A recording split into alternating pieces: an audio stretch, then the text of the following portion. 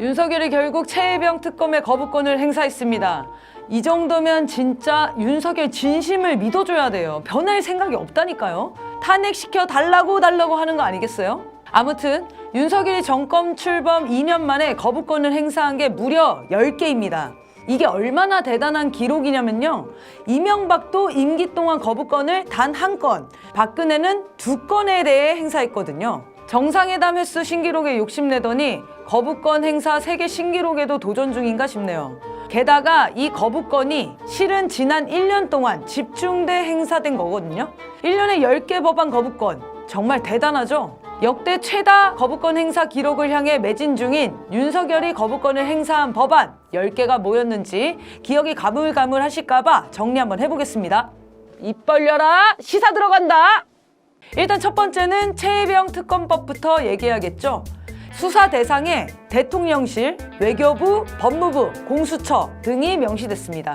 대통령실은 거부 이유에 대해 또 여야 합의 무산을 들었고요. 특검 후보자 추천 권한을 대통령이 소속되지 않은 교섭단체로 한정한 것에 대해 대통령의 특검 임명권을 원천적으로 박탈해 헌법에 위반한다라는 거예요. 아니, 윤석열의 경로로 수사 개입이 시작됐다는 의혹 때문에 특검을 도입하려는 거거든요. 그럼 용의자가 검사를 임명하자는 게 말이 되나요?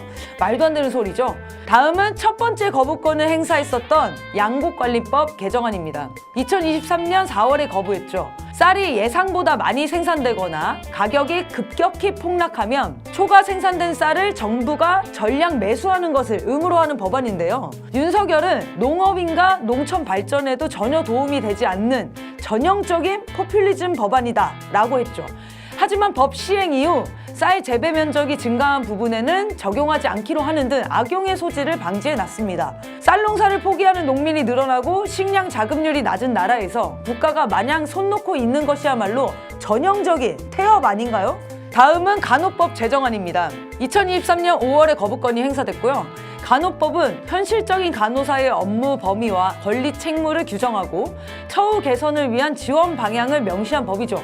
사실 병원 가면 체열부터 주사까지 모두 간호사들이 하잖아요. 그런데 이게 현실의료법에 의하면 불법이거든요. 이런 것을 현실에 맞게 고치고 처우도 개선하자는 취지인데 윤석열은 의사단체의 반발을 이유로 과도한 갈등을 불러일으킨다며 거부권을 행사했어요. 그런데 불과 1년도 안 돼 정부가 의대 증원 문제로 의사들과 갈등을 벌이며 결국 간호법 제정으로 빈자리를 또 메꾸려고 검토한답니다.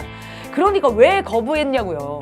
다음은 노란봉투법입니다. 2023년 12월에 거부했죠. 노란봉투법이라고 알려졌지만 본 명칭은 노동조합 및 노동관계조정법 2, 3조 개정안입니다. 사용자의 손해배상, 가압류 남용을 막자는 취지로 추진된 법입니다. 합법 파업 범위를 넓히고 파업에 참여한 노동자들이 손해배상액 전부를 부담하는 방식을 바꾸는 내용도 포함되어 있습니다. 이 법을 경제가 어렵다고 기업과 여당이 반대했고 대통령은 거부 이유조차 설명하지 않았습니다. 다음은 이른바 방송 3법입니다. 방송 3법이 저는 이게 한 개인 줄 알았는데 3개의 법안이에요. 방송법 개정안, 한국교육방송공사법 개정안, 방송문화진흥회법 개정안, 노란봉투법과 함께 방송 3법도 한꺼번에 거부했는데요. KBS, EBS, MBC를 관리감독하는 기구가 방송문화진흥회라는 건데요. 방문진이죠. 방문진의 이사회를 확대 개편하는 것이 골자입니다. 지금까지 여야 정치권이 나눠먹던 자리에 시민과 방송 관계자 참여를 큰 폭으로 늘리자는 법안이었죠. 공영방송 사장의 경우 시민들이 직접 사장 후보자를 추천하는 사장후보국민추천위원회를 신설하는 안도 포함되어 있었는데 만약에 이 개정안이 통과되었다면 박민 같은 사람이 KBS 사장이 되는 일은 없었겠죠? 여당은 야권의 방송 장악 의도라고 반대했는데 시민들 참여를 높이는 게 어떻게 방송 장악입니까? 다음은 50억 클럽 특검법과 김건희 도이치모터스 주가 조작 의혹 특검법입니다. 올해 1월 5일 50억 클럽 특검과 김건희 도이치모터스 주가 조작 의혹 특검, 이른바 쌍특검법이 거부됐죠. 50억 클럽 특검은 대장동 사건에 연루되었다는 의혹을 사는 박영수, 곽상도 등 일명 50억 클럽에 대한 수사를 위한 법이었죠. 김건희 의혹 특검은 당연히 다 아실 테고요. 이 법으로 김건희 가족의 주가 조작 의혹뿐만 아니라 이 사건 수사 과정에서 추가로 인지된 사건까지 수사할 수 있도록 마련되었는데 김건희의 남편이 거부권을 행사했습니다. 본인 특검도 거부하고 부인 특검도 거부하는 사상 초유의 사태입니다. 쌍특검 거부 이유를 대통령실에서는 헌법적 가치를 훼손하는 법안이라며 여야 합의가 안 됐다는 점, 과잉 수사로 인한 인권 침해라는 점, 총선용이 아니냐는 우려 등을 언급했습니다. 총선 끝났으니까 이제 하면 되겠죠? 마지막으로 이태원 특별법입니다. 정식 명칭은 이태원 참사 피해자 권리 보상과 진상규명 및 재발 방지를 위한 법이죠.